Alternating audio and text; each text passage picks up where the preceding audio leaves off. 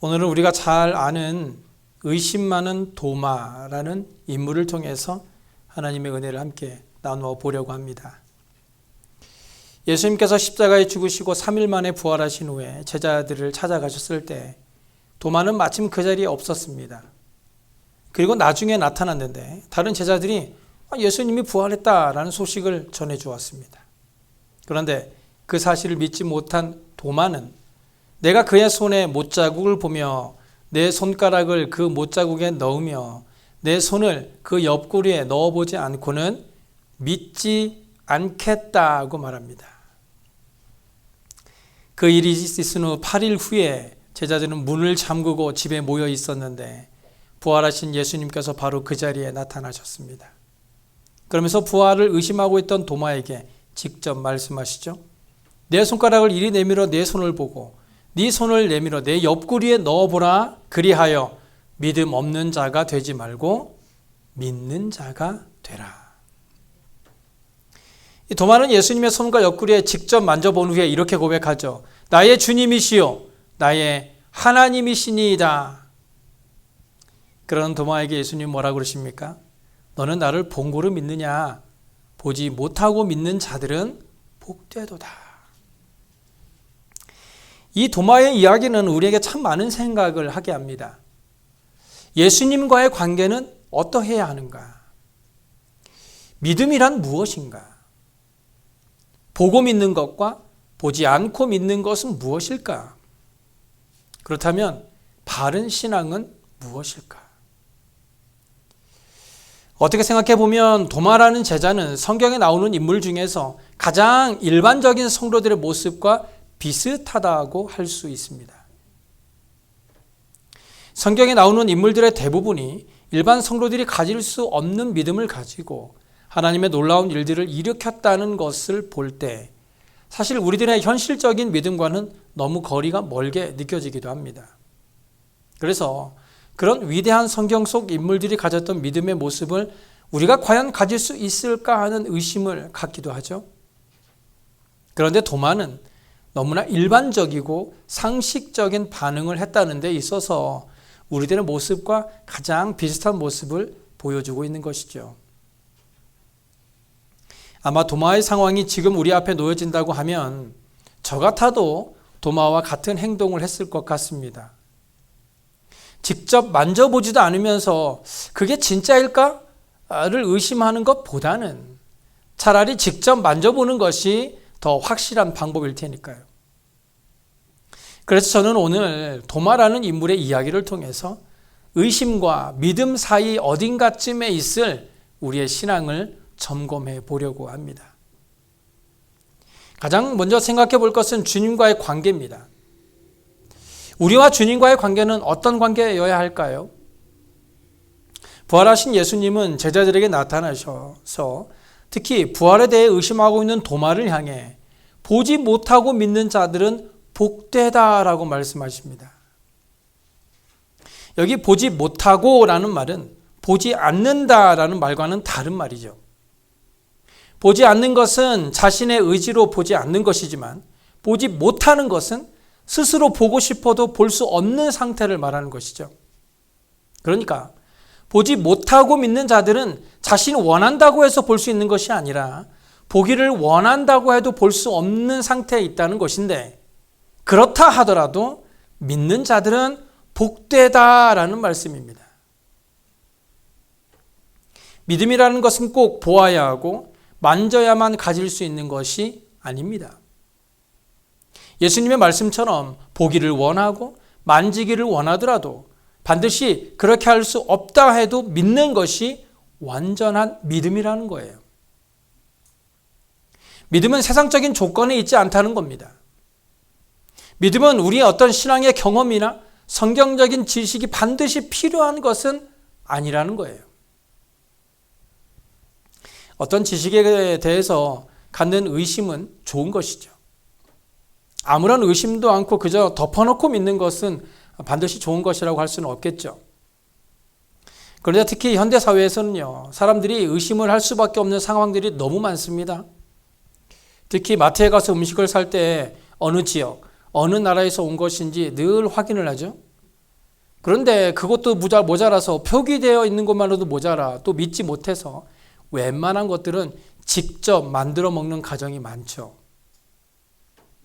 그런 것들이 모두 의심에서 오는 것인데 그런 현상들이 많아지다 보니까 신앙생활을 하는 데 있어서도 자꾸만 성경을 의심하게 되는 현상을 이어가게 된다는 거예요.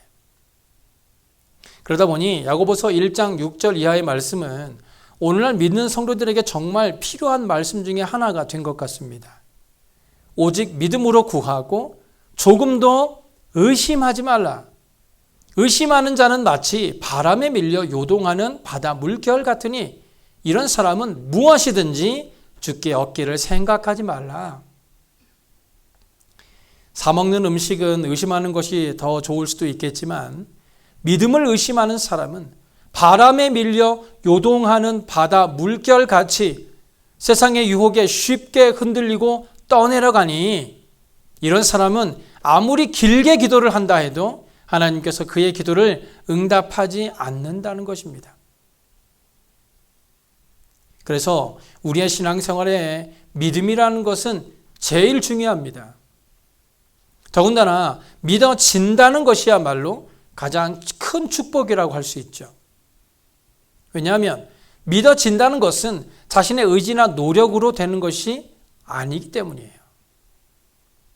결국 믿음이라는 것도 내가 가지고 싶다고 해서 가질 수 있는 것이 아니라 하나님의 은혜의 선물이기 때문에 성령의 도우심이 아니고서는 믿어지는 것은 불가능하다는 거예요. 베드로가 빌립보 가이사랴 지방에서 너희는 나를 누구라고 하느냐라는 예수님의 질문에 주는 그리스도시요 살아계신 하나님의 아들이십니다 라고 대답한 것은 베드로의 입에서 나온 말이긴 하지만 그것을 알게 한 것은 베드로가 아니라 하늘에 계신 내 아버지다라고 말씀하셨어요. 베드로와 같은 이런 믿음의 고백도 자기가 스스로 한 것 같아 보이지만 사실은 그것마저도 하나님의 은혜로 된 것이라는 거예요.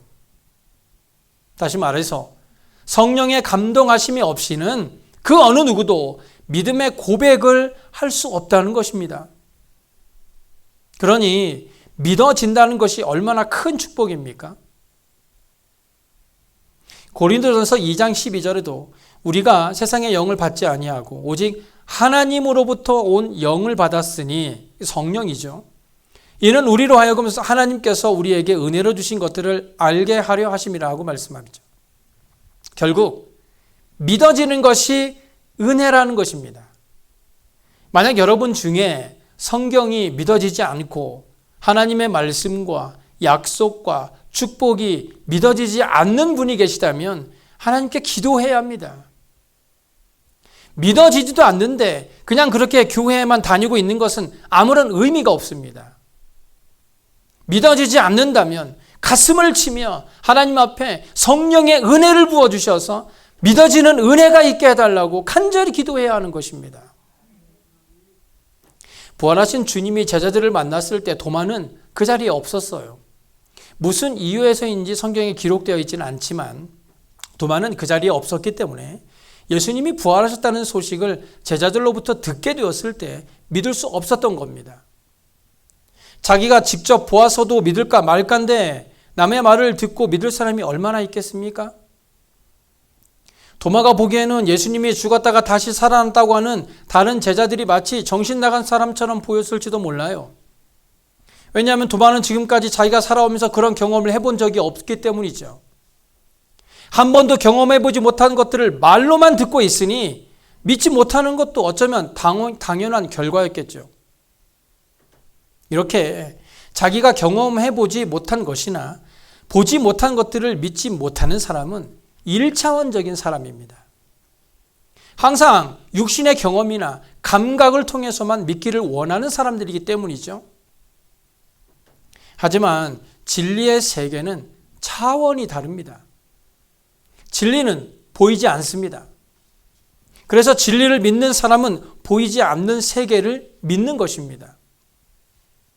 공기는 우리의 손으로 만질 수는 없지만 우리 모두는 공기가 있다는 것을 믿어요. 공기가 있다는 것이 진리이기 때문이죠.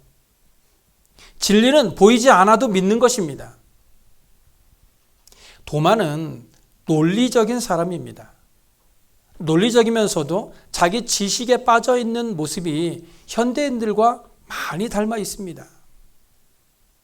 지금은요, 전화기만 열어도 단 몇 초 만에 모든 지식을 검색할 수 있기 때문에 사람들은 자신이 가지고 있는 지식에 대해서 논리적이라고 생각합니다.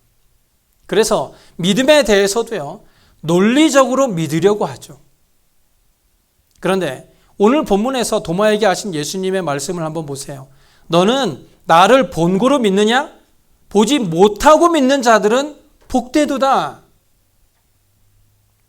여기 복되다라는 말은요, 복이 있다, 행복하다는 말입니다.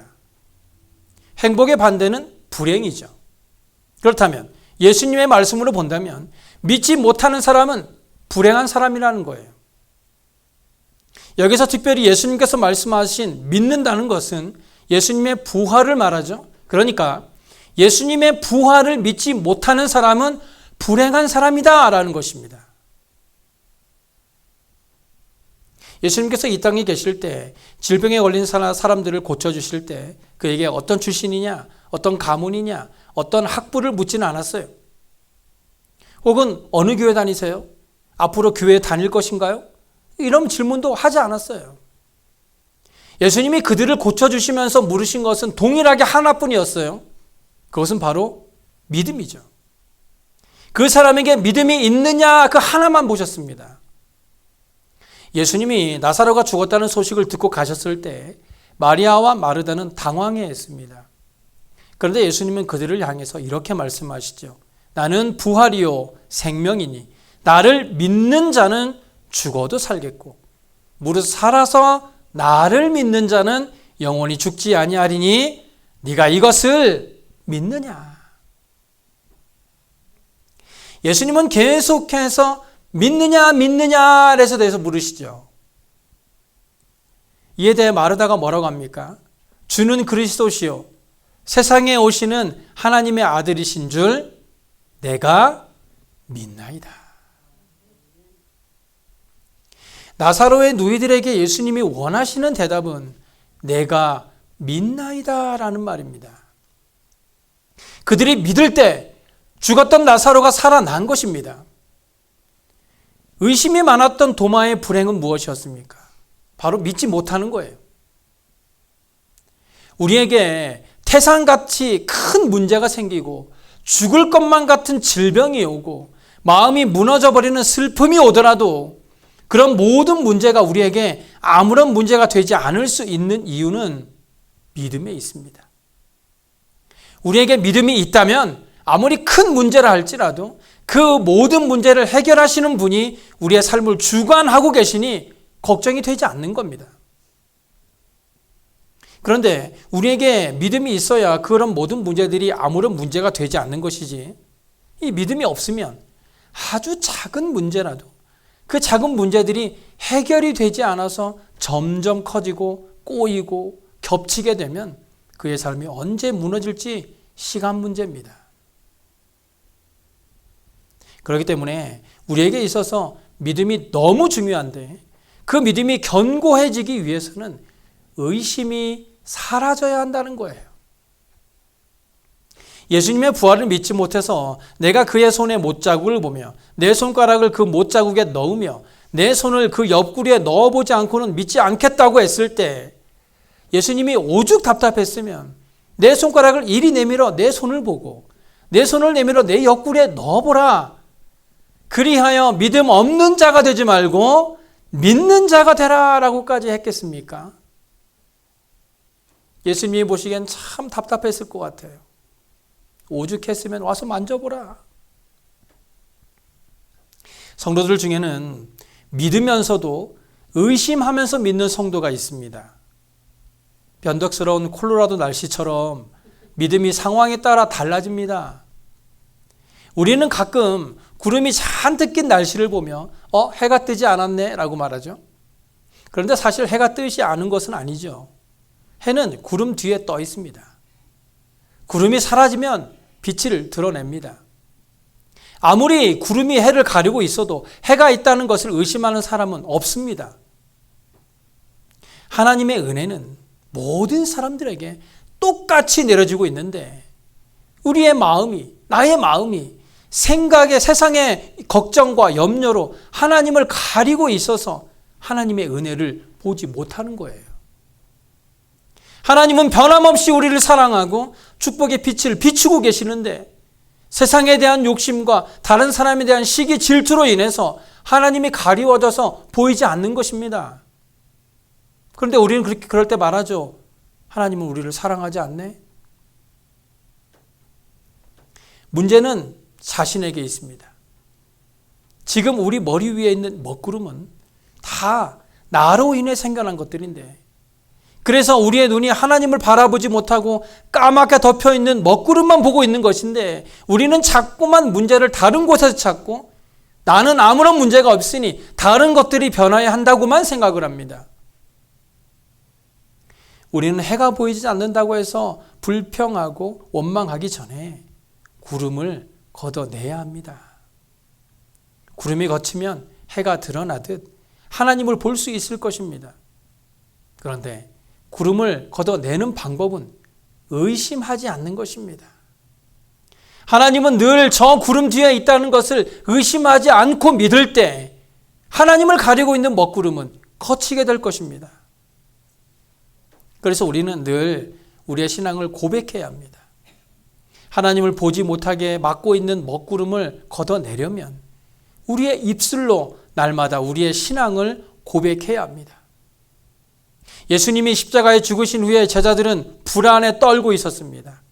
그래서 그들은 밖에 돌아다니지도 못하고 한 집에 모여 숨어 있었죠. 그때 예수님께서 들어오셔서 하신 첫 마디가 너희에게 평강이 있을지어다 라는 말이었어요. 헬라어로 샬롬이라는 말이죠. 살롬 아니고 샬롬입니다. 샬롬이라는 말은 평안하다, 풍요롭다, 온전하다, 범사에 잘 된다, 건강하다라는 포괄적인 단어가 샬롬이라는 말입니다. 그 후 8일이 지난 후 다시 제자들이 있는 곳에 오셨을 때도 예수님은 너희에게 평강이 있을지어다 라고 말씀하셨습니다. 예수님께서 그들에게 샬롬이라는 인사를 계속해서 하신 이유는 그들의 마음에 샬롬이 없었기 때문이에요. 평강이 없었기 때문이죠. 그들은 두려워했습니다. 예수님의 부활을 직접 보고서도 여전히 두려워했어요. 그래서 예수님은 두려워하고 있는 제자들에게 그 두려움을 떨칠 수 있는 방법에 대해서 이렇게 말씀하시죠. 내 손가락을 이리 내밀어 내 손을 보고 내 손을 내밀어 내 옆구리에 넣어보라. 그리하여 믿음 없는 자가 되지 말고 믿는 자가 되라. 믿는 자가 되라는 겁니다. 그런데 제자들 중에 제일 믿지 못하던 도마가 대답하죠. 나의 주님이시요 나의 하나님이시니이다. 이게 바로 신앙 고백입니다. 믿어진 것을 입술로 고백한 거예요. 로마서 10장 10절에 사람이 마음으로 믿어 의에 이르고 입으로 시인하여 구원에 이른다고 했습니다. 마음만으로 믿는 것으로 의인이 될 수 있고 그 믿은 것을 이제 입으로 시인할 때 구원을 얻을 수 있다는 거예요. 지난주에 마더스데이였죠. 이제 또 얼마 지나면 파더스데이가 옵니다. 이런 날에 무슨 선물을 해야 할지 고민하는 분들에게 제가 꿀팁 하나 드리겠습니다. 이런 말이 있어요. 여자는 애정을 좋아하고 남자는 존경을 좋아한다. 그러니까 여자는 내가 세상에서 당신을 제일 사랑합니다 라는 말을 제일 좋아하고 남자는 당신이 최고야. 내가 당신을 존경합니다 라는 말을 제일 좋아한다는 거예요. 결론은 무엇입니까? 물론 비싼 선물도 좋겠지만 서로를 위한 말 한마디 고백이 제일 크다는 거예요. 부부 사이에는 이런 고백이 많아져야 사랑이 더 깊어진다는 겁니다. 도마가 주님을 향해 고백합니다. 당신은 나의 주님이십니다. 당신은 나의 하나님이십니다. 이것이 도마에게 복이 되었습니다. 비록 그 전까지는 의심하는 믿음이었지만 도마의 이 고백 한마디가 그를 복이 있는 사람이 되게 한 거예요. 이사야 1장 18절에 너희의 죄가 주홍 같을지라도 눈과 같이 희어질 것이요 진홍같이 붉을지라도 양털같이 희게 되리라. 지금까지 우리가 지은 죄가 아무리 무겁다 하더라도 오늘 도마의 고백과 같이 당신은 나의 주님이십니다, 당신은 나의 하나님이신다라는 고백하는 그 순간부터 우리는 복된 사람이 되는 것입니다. 이것이 바로 하나님의 은혜요, 하나님의 사랑인 것입니다. 예수님께서 십자가에 못 박혀 죽으셨을 때 이젠 우리가 믿고 따르는 예수도 패배자로 끝났고, 따라서 우리도 실패했다고 실망하여 모두가 흩어져 버렸어요. 무엇이 제자들을 패배자로 만들었을까요? 3년 동안이나 예수님을 따라다니며 그렇게 많은 경험을 했는데도 무엇 때문에 그들은 여전히 세상 사람들이 무서워서 숨어버렸을까요? 의심은 우리를 패배자로 만듭니다. 의심은 불신앙을 불러오고, 불신앙은 결국 죄를 짓게 만들어 우리의 죄가 우리를 하나님을 피해 숨게 만드는 것입니다. 그러나 예수님은 부활하셨습니다. 죄를 이기셨어요. 불의와 미움과 죽음을 이기시고 부활하셨습니다. 이렇게 불의하고, 이렇게 거짓되고, 이렇게 탐심이 많고 황금 만능주의적인 세상에 정의가 어디 있고 선이 어디 있고 절대적인 가치가 어디 있습니까? 이런 세상에서 우리들도 패배자인 것 같아 보입니다. 그러나 부활의 주님은 사망 권세를 이기시고 세상의 악한 권세를 다 정복하시고 부활하심으로 승리의 기쁜 소식을 우리에게 주신 거예요. 요한복음 16장 33절에 세상에서는 너희가 환난을 당하나 담대하라, 내가 세상을 이겼다고 말씀해 줍니다. 우리는 흔히 도마를 보며 의심 많은 도마라고 생각하여 그가 패배자라고 생각하죠. 그런데 전해오는 이야기에 의하면 도마는 후에 인도로 복음을 전하러 가게 되고 그곳에서 순교를 했다고 하죠. 그런데 그 도마가 순교한 그 자리가 지금은 기독교 거리가 되어 있다고 합니다. 그는 패배자가 아니라 복음을 전했던 복된 사람이 된 것입니다. 저는 존 버년이 쓴 책 철로 역정이라는 책을 굉장히 좋아합니다. 이 책에 보면 이런 이야기가 나와요. 하나님의 종인 어떤 사람이 전도 여행을 하다가 갑작스럽게 마음에 큰 실망을 하게 됩니다. 우리말로 시험에 든 것이죠. 그로 인해 그는 많은 어려움을 당했고 참으로 혼란스럽고 고통스러운 세상으로 떨어진 것만 같았습니다. 급기야 그는 하나님께서 이미 자신을 저버렸다라고까지 생각하게 되었어요. 하나님의 사랑을 의심하게 된 것이죠. 하나님은 더 이상 자기를 사랑하지 않는다고 생각했습니다. 이제는 마지막이다라는 생각으로 그는 어떤 한 동굴에 들어가서 자신의 괴로운 심정과 버림받은 상황을 하나님께 자세하게 기도하기 시작했습니다. 이렇게 기도하고 나서도 나의 삶이 바뀌지 않으면 이제 삶을 포기해야지라고 생각했어요. 그는 오랜 기간 계속해서 기도하며 자신의 마음속의 생각을 하나님께 모조리 다 털어놓았습니다. 동굴 속에서 한참을 기도한 후에 시간이 지나자 그의 눈이 동굴 속의 어두움에 익숙해져서 처음에 동굴에 들어갔을 때는 보이지 않던 어떤 사물의 형체를 알아볼 수 있게 되었는데, 그때서야 그와 매우 가까운 거리에 늑대가 그의 새끼와 함께 누워있는 것을 발견하게 되었어요. 이 젖먹이 새끼를 키우는 어미 늑대는 어떤 맹수보다도 사납습니다. 그런데 그 늑대는요, 그를 잡아 삼키려고도 하지 않았을 뿐더러 꼼짝달싹도 하지 않았습니다. 사자굴에 던져졌던 다니엘을 건져주셨던 것처럼 하나님께서 그를 그렇게 보호해 주셨던 것입니다. 우리가 낙심하여 고통 가운데 있을 때에도 하나님은 여전히 찬양 받으실 만합니다. 우리가 실망하여 낙심한 것은 아무런 문제가 되지 않지만 그 일로 인해서 하나님을 믿고 의지하려고 하지 않는 것은 죄가 됩니다. 곧 의심하는 것이 우리의 죄가 된다는 거예요. 믿음과 신앙은 하나님이 주시는 선물인데 우리가 그것을 의심하게 되면 그것이 바로 우리에게 죄가 될 수 있다는 거예요. 하나님께서는 믿는 자에게는 평강을 주시겠다고 약속하셨어요. 마태복음 11장 28절에 수고하고 무거운 짐진 자들아 다 내게로 오라 내가 너희를 쉬게 하리라고 말씀하시죠. 우리가 아무리 어렵고 힘든 상황에 있다 할지라도 그 문제를 가지고 우리 주님께로 나아가기만 하면 하나님께서는 우리에게 평강을 주시지만 아무리 작은 문제라도 하나님을 믿지 못하고 하나님께로 나아가지 않으면 그 작은 문제로 인하여 좌절하고 만다는 겁니다. 지금 우리의 믿음의 모습을 한번 돌아보세요. 믿음과 의심 사이 어디쯤에 있지는 않으세요? 믿음과 의심은 아주 가까이에 있습니다. 종이 한 장 차이예요. 이 시간 우리가 함께 기도할 때 어중간한 그 믿음이 아니라 확실한 믿음의 고백 위에 예수 그리스도는 나의 주님이시요 나의 하나님이시라는 고백을 함께 할 수 있는 저와 여러분의 삶이 되시길 간절히 소원합니다. 기도하겠습니다.